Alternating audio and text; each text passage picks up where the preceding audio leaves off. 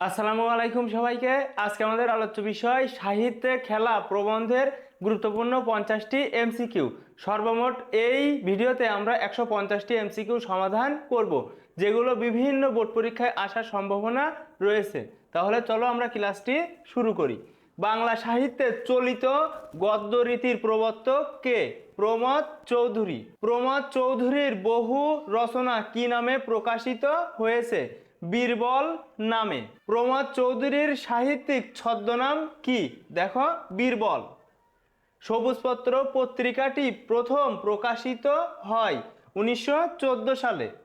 বাংলা সাহিত্যে চলিত ভাষারীতির প্রথম মুখপত্র পত্রিকার নাম কি? সবুজপত্র। সবুজপত্র পত্রিকাটি কে সম্পাদনা করেন? প্রমথ চৌধুরী। প্রমথ চৌধুরীর গদ্য শৈলীর নিদর্শন রয়েছে কোনটিতে? দেখো, উপরের সবগুলো গ্রন্থে, অর্থাৎ চার ইয়ারি কথা, বীরবলের হালকাতা, রাইতের কথা, সবগুলোই সঠিক উত্তর। তারপরে দেখো, বীরবলের হালকাতা গ্রন্থটির রচয়িতা প্রমথ চৌধুরী। চলিত রীতিতে চলিত প্রথম গ্রন্থ কোনটি? বীরবলের হালকাতা। প্রমথ চৌধুরীর গদ্যশৈলীর নিদর্শন রয়েছে কোন গ্রন্থে? দেখো, তেল নুন লোকড়ি। প্রমথ চৌধুরীর সনেট সংকলনের নাম কি? সনেট পঞ্চাশত। প্রমথ চৌধুরীর পৈতৃক নিবাস কোথায়? পাবনা।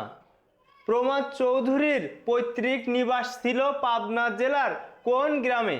হরিপুর। প্রমথ চৌধুরী কত খ্রিস্টাব্দে জন্মগ্রহণ করেন?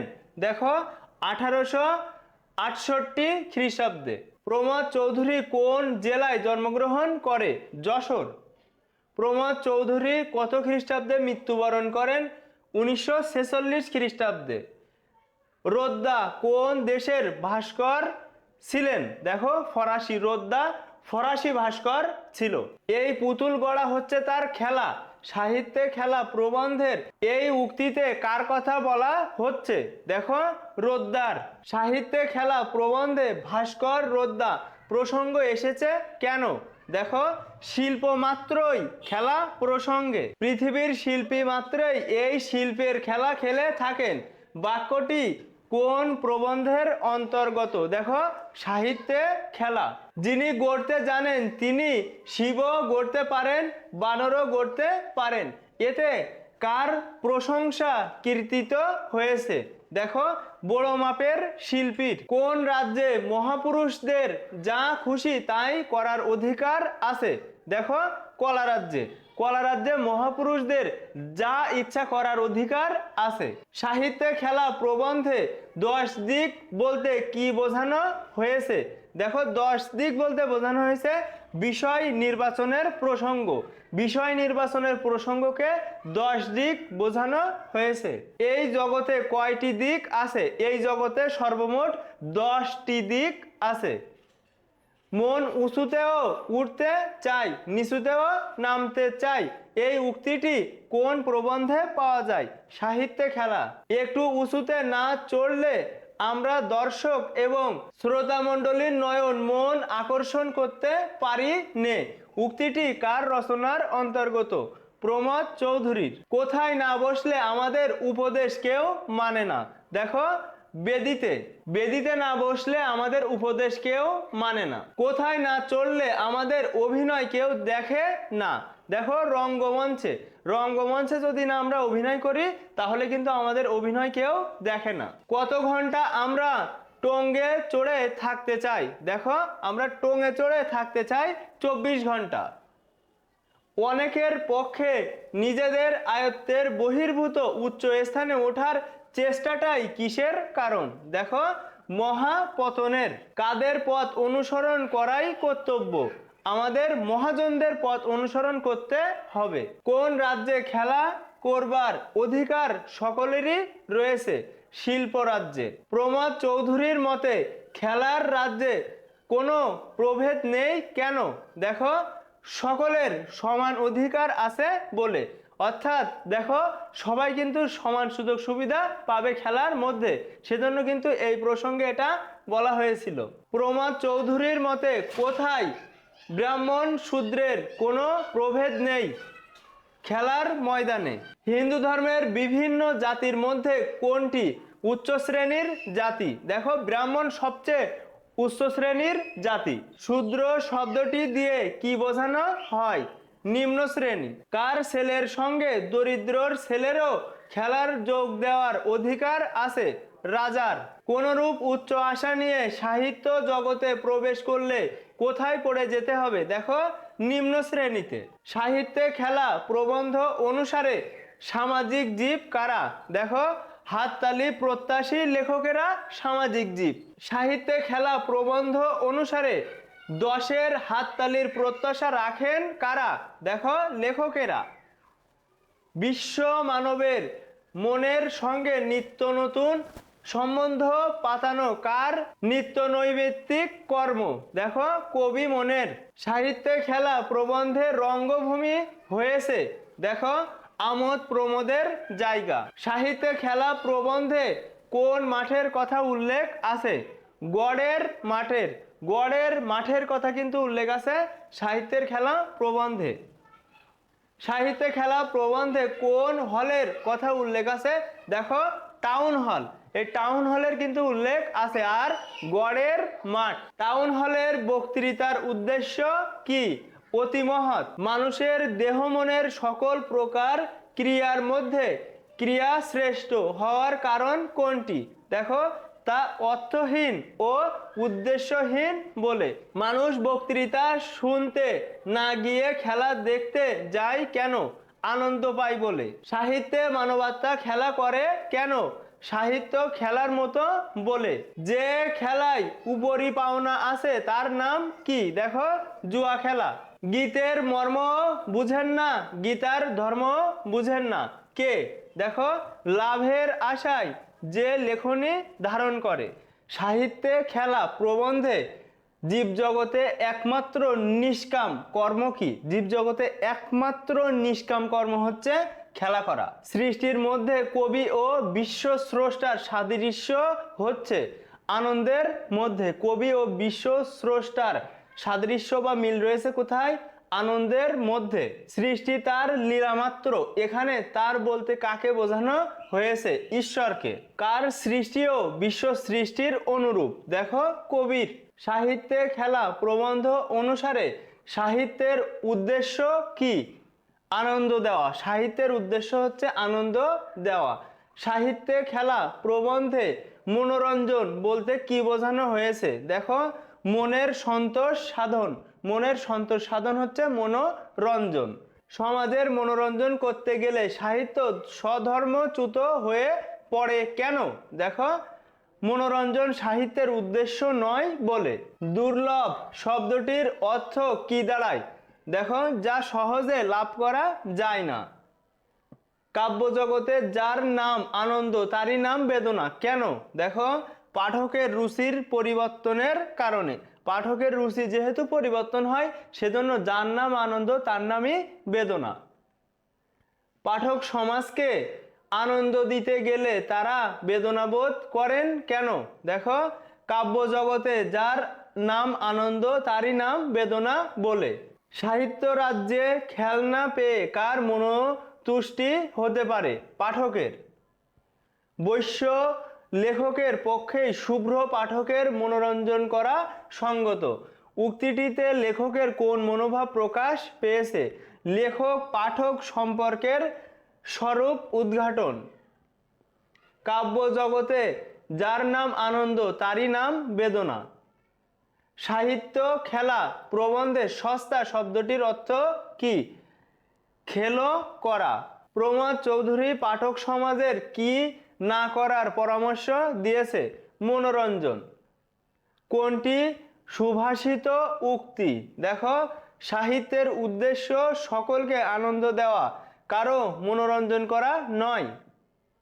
কবির মতিগতি কার মতিগতির সম্পূর্ণ বিপরীত? শিক্ষকের। শিক্ষা কি? শিক্ষা হচ্ছে মানুষের ভেতরের মানুষকে জাগিয়ে তোলে। শিক্ষা ও সাহিত্য পরস্পর বিপরীত। বাধ্য শব্দটির বিপরীতার্থক শব্দ কোনটি? অবাধ্য। লেখকের মতে শিক্ষার কাজ কোনটি? দেখো, মানুষের মনকে বিশ্বের খবর জানানো। শিক্ষা ও সাহিত্যকে সাহিত্যে খেলা প্রবন্ধে তুলনা করা হয়েছে, দেখো, জ্ঞান ও আনন্দ রূপে। সাহিত্যের উদ্দেশ্য কোনটি? দেখো, আনন্দদান করা। কোন বস্তু লোকে নিতান্ত অনিচ্ছা সত্ত্বেও গলাধঃকরণ করতে বাধ্য করা হয়? অর্থাৎ আমার ইচ্ছে নেই, তারপরেও আমাকে কিন্তু পড়তে হয়, তো সেটা কি? দেখো, শিক্ষা। সাহিত্যে খেলা প্রবন্ধে লেখকের মতে কাব্য কি নয়? দেখো, সংবাদপত্র। কাব্য সংবাদপত্র নয়। লেখকের মতে সাহিত্যের উদ্দেশ্য কোনটি? দেখো, মানুষের মনকে জাগানো। শিক্ষার উৎস কোনটি?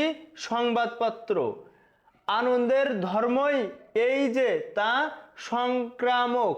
উক্তিটির তাৎপর্য হলো আনন্দ স্বভাবত অন্যের মধ্যে সম্প্রসারিত হয়। কাব্যরস নামক অমৃতে আমাদের যে অরুচি জন্মেছে, লেখকের মতে এজন্য দায়ী কে বা কারা? School master. স্কুল মাস্টাররা কিন্তু দায়ী কাব্যে আমাদের কেন অরুচি সেজন্য। কিসের ধর্মই সংক্রামক? দেখো, আনন্দের। একালে সাহিত্যের ভার নিয়েছেন কারা? দেখো, একালে সাহিত্যের ভার নিয়েছে স্কুল মাস্টারেরা। শিক্ষকের কাজ হচ্ছে কাব্যকে উপরে সবগুলো, এখানে দেখো, বধ করা, তারপরে সবচ্ছেদ করা, তথ্য আবিষ্কার করা, সবগুলোই শিক্ষক কিন্তু একটা কাব্যকে পুরো ভেঙে ভেঙে প্রত্যেকটা শব্দ বিশ্লেষণের মাধ্যমে শিক্ষার্থীদের বোঝাবে, সেটাই কিন্তু বলা হয়েছে। কার মতিগতি শিক্ষকের মতিগতির সম্পূর্ণ বিপরীত? কবির। প্রমথ চৌধুরীর মতে আমাদের শিশুরা খেলতে চায় কিন্তু পড়তে চায় না। কোন কথাটি স্বীকার করতে শিক্ষকগণ অপ্রস্তুত? দেখো, সাহিত্য রচনা যে আত্মার লীলা। কাব্যে অরুচির দায় থেকে শিক্ষার্থীদের মুক্তি দিতে কিসের প্রয়োজন? দেখো, স্বেচ্ছায় বই পড়ার আগ্রহ সৃষ্টি। সাহিত্যে খেলা প্রবন্ধে পড়বার ও বোঝবার বিষয় কোনটি? কাব্য। প্রমথ চৌধুরীর মতে কোন দুটির মধ্যে দা কুমড়া সম্পর্ক? কাঁচ ও হীরা। হীরক ও কাঁচ যমজ হলেও সহোদর নয়, উক্তিটিতে কোন ধরনের ভাব প্রকাশ পেয়েছে? সহার্থক। পাথুরে কয়লা হীরার স্ববর্ণ না হলেও স্বগোত্র, এখানে কোন অর্থে দুইটি স্বগোত্র? দেখো, কয়লা থেকে হীরার জন্ম হয় বলে। আমরা সাহিত্যে হীরাকে কোনটি বলে নিত্য ভুল করি? কাঁচ। সাহিত্য ছেলের হাতের খেলনা নয়, উক্তিটি কার? প্রমথ চৌধুরীর। মনোজগতে কার কাজ? কবির কাজের ঠিক উল্টো, শিক্ষকের। সাহিত্যে খেলার ছলে শিক্ষা দেয়, উক্তিটি তাৎপর্য হলো আনন্দের সঙ্গে শিক্ষা গ্রহণ। রোদ্দার জন্মস্থান কোথায়? অথবা ভাস্কর রোদ্দা কোন দেশের নাগরিক? ফ্রান্স। রোদ্দা কে? দেখো, ভাস্কর। রোদ্দা ছিলেন একজন বিশ্ববিখ্যাত ভাস্কর। ঢাকা। নরকের দুয়ার কার শ্রেষ্ঠ কীর্তি? রোদ্দা। প্রবৃত্তি শব্দটির অর্থ কি? এর সঠিক উত্তরটা তোমরা কমেন্টে জানাবে। হিন্দু ধর্মে শিব কিসের প্রতীক বলে প্রতীয়মান হয়? মঙ্গলের। সাহিত্যে খেলা প্রবন্ধে গতায়াত শব্দটি কোন অর্থে ব্যবহৃত হয়েছে? যাতায়াত অর্থে। লিরিক এর মানে কি? লিরিক মানে গীতি, কবিতা। আপন মনে নিজে নিজে কথা বলাকে এক কথায় কি বলে? স্বগতোক্তি। স্বার্থ শব্দের সঠিক বিপরীতার্থক শব্দ কোনটি? পরার্থ। মোক্ষ লাভ শব্দের অর্থ কি? দেখো, আত্মার মুক্তি অর্জন। মোক্ষ লাভ শব্দের অর্থ আত্মার মুক্তি অর্জন। পরমাত্মা মানে কি? পরমাত্মা মানে ঈশ্বর। শূদ্র কি? শূদ্র হচ্ছে প্রাচীন আর্য সমাজের চতুর্বর্গের নিম্নতম শ্রেণী। শূদ্র প্রাচীন আর্য সমাজের কততম বর্ণ? চতুর্থ। খেলো করা মানে কি? খেলো করা মানে অসার করা। বৈশ্য কাদেরকে বলা হয়? বৈশ্য বলা হয় ব্যবসায়ী শ্রেণীকে। সাহিত্যে খেলা প্রবন্ধে বাজারে কাটা বলতে কি বোঝানো হয়েছে? বিক্রি হওয়া। সাহিত্যে খেলা প্রবন্ধে অভিনেতা অর্থে কোন শব্দটি ব্যবহৃত হয়েছে? কুশীলব। অভিনেতা শব্দটি কুশীলব অর্থে ব্যবহৃত হয়েছে। কুশীলব অর্থ কি? অভিনেতা। কৌপিন মানে কি? কৌপিন মানে লাঙ্গট। কশ্চিনকালেও শব্দটির মানে কি? কশ্চিনকালেও শব্দটির মানে কখনো। রামায়ণের রচয়িতা কে? রামায়ণের রচয়িতা বাল্মীকি। প্রাচীন ভারতীয় সাহিত্যের আদি কবি ছিলেন বাল্মীকি। যৌবনে বাল্মীকি কি করতেন? দস্যুবৃত্তি। বাল্মীকির রামায়ণ জনপ্রিয় কেন? দেখো, সাহিত্য গ্রন্থ হিসেবে। রামচন্দ্রের প্রতি মুনির উপদেশ গ্রন্থের নাম কি? যোগবশিষ্ট রামায়ণ। প্রাচীন ভারতীয় সাহিত্যের আদি কবি হিসেবে সম্মানিত কে? বাল্মীকি। বাল্মীকি কার জন্য রামায়ণ রচনা করেছিলেন? মুনি ঋষিদের জন্য। শ্রবণ অর্থ কোনটি? শ্রবণ অর্থ শোনা। কোনটি কাব্য হিসেবে অমর? রামায়ণ। তত্ত্ব শব্দটির অর্থ কি? মতবাদ। সাহিত্যে খেলা প্রবন্ধের নামকরণ করা হয়েছে বিষয়বস্তুর ওপর ভিত্তি করে। সাহিত্যে খেলা প্রবন্ধটি সর্বপ্রথম প্রকাশিত হয় কোন পত্রিকায়? সবুজপত্র। সাহিত্যে খেলা প্রবন্ধটি কত খ্রিস্টাব্দে প্রকাশিত হয়? 1915 সালে। সাহিত্যে খেলা প্রবন্ধের মূল বক্তব্য কি? সাহিত্য চর্চার আদর্শ ও উদ্দেশ্য সম্পর্কে গুরুত্বারোপ করা। সাহিত্যে খেলা প্রবন্ধের মূলতন্ত্র কি? আনন্দদান। নিগূঢ় শব্দটি দ্বারা কোন অর্থ প্রকাশ পেয়েছে? দেখো, দুর্জে জয়। সাহিত্যে খেলা প্রবন্ধের মূলত কোন বিষয়টি ফুটে উঠেছে? সাহিত্য চর্চার আদর্শ ও উদ্দেশ্য। সাহিত্যে খেলা প্রবন্ধটির মূল প্রতিপাদ্য বিষয় কি? সাহিত্যের উদ্দেশ্য বিশ্লেষণ। তুমি একজন ভালো লেখকের উপন্যাস কেন পড়বে? কারণ এতে আনন্দ পাওয়া যায় বলে। লেখকের মতে সাহিত্যের উদ্দেশ্য হচ্ছে, সাহিত্যের উদ্দেশ্য একটাই, সেটা হচ্ছে আনন্দ দেওয়া। সাহিত্যের খেলাটি হলো সাহিত্যের আদর্শ, সাহিত্যের প্রকৃতি। এই দুইটা সঠিক উত্তর। সাহিত্যে খেলা প্রবন্ধে জগৎ বিখ্যাত ফরাসি ভাস্কর রোদ্দার কথা উল্লেখ করার মূল কারণ হচ্ছে, দেখো এর মূল কারণ কিন্তু দুইটা, প্রথমটা আর শেষেরটা। বড় শিল্পীরা কখনো এক করতে গিয়ে আরেক করেন না, তা বোঝানো। প্রকৃত ও মহৎ শিল্পীকর্ম সাহিত্য জগৎকে উচ্চ আসনে স্থান দিতে পারে, তা বোঝানো। এই দুইটাই আমাদের মূলত সঠিক উত্তর। সাহিত্যে খেলা প্রবন্ধে শিব যে অর্থে ব্যবহৃত হয়েছে, মহাদেব এবং মঙ্গলকারী দেবতা। এই দুইটা সঠিক। কবির কাব্য সৃষ্টি ও বিশ্ব স্রষ্টার পৃথিবী সৃষ্টির সাথে সাদৃশ্য বিদ্যমান রয়েছে। দেখো, শুধুমাত্র উদ্দেশ্য ও সৃষ্টি প্রেরণার বিচারে। এটাই সঠিক উত্তর। সমাজের মনোরঞ্জন করতে গেলে সাহিত্য স্বধর্মচ্যুত হয়ে পড়ে, এর অর্থ কি? দেখো, এর অর্থ সাহিত্যের আসল উদ্দেশ্য থাকে না বলে। এটাই কিন্তু সঠিক। কাব্যরস নামক অমৃতে আমাদের যে অরসি জন্মেছে তার জন্য দায়ী। দেখো, এ যুগের স্কুল মাস্টার। এই দুইটা সঠিক। লেখক কিন্তু দায়ী নয়। যিনি নিতান্ত জড় প্রস্তরের দেহ থেকে অসংখ্য জীবিত প্রায় দেব দানব কেটে বের করেছেন, তিনি হলেন জগৎ বিখ্যাত ভাস্কর রোদ্দা, ফরাসি ভাস্কর রোদ্দা। এই দুইটা সঠিক। সাহিত্যে খেলা প্রবন্ধে নিম্নলিখিত শব্দগুলো ব্যবহৃত হয়েছে। দেখো, অভিপ্রায়, দুর্লভ, সংবাদ, পরিচয়।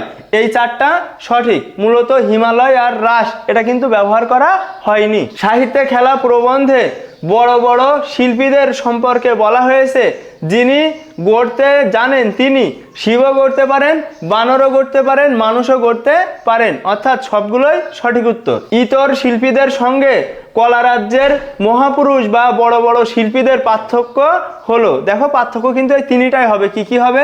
তারা শিবও গড়তে পারেন, বানরও গড়তে পারেন। তাদের হাতে এক করতে করতে আর এক হয় না, তাদের যা খুশি তাই করার অধিকার আছে। সাহিত্যে খেলা প্রবন্ধে নিম্নলিখিত সন্ধিবদ্ধ শব্দগুলো ব্যবহৃত হয়েছে। দেখো, এর মধ্যে ব্যবহৃত হয়েছে আবিষ্কার, জৈনক। আবিষ্কার এবং জৈনক সন্ধিবদ্ধ শব্দ। সাহিত্যে খেলা প্রবন্ধ অনুসারে দর্শক ও শ্রোতামণ্ডলীর নয়ন মন আকর্ষণ করতে হলে কি কি লাগবে? দেখো, রঙ্গমঞ্চে চড়ে অভিনয় করতে হবে। অভিনয়টা কোথায় করবে? রঙ্গমঞ্চে। তারপরে দেখো, কাষ্ঠ মঞ্চে দাঁড়িয়ে বক্তৃতা দিতে হবে। বক্তৃতা দেওয়ার স্থান হচ্ছে কাষ্ঠ মঞ্চ। তারপরে দেখো, বেদিতে বসে উপদেশ দিতে হবে। উপদেশ দিতে গেলে বসতে হবে বেদিতে। অর্থাৎ সবগুলোই সঠিক উত্তর। মনের বৈশিষ্ট্য প্রকাশ করতে প্রমথ চৌধুরী বলেছেন, দেখো, মন উঁচুতেও উঠতে পারে, নিচুতেও নামতে পারে। অর্থাৎ 1 ও 2 সঠিক উত্তর। প্রমথ চৌধুরী বড় শিল্পীদের প্রশংসা করেছেন যে বাক্যের মাধ্যমে, তারা শিবও গড়তে পারেন, তারা বানরও গড়তে পারেন। এই দুইটা সঠিক।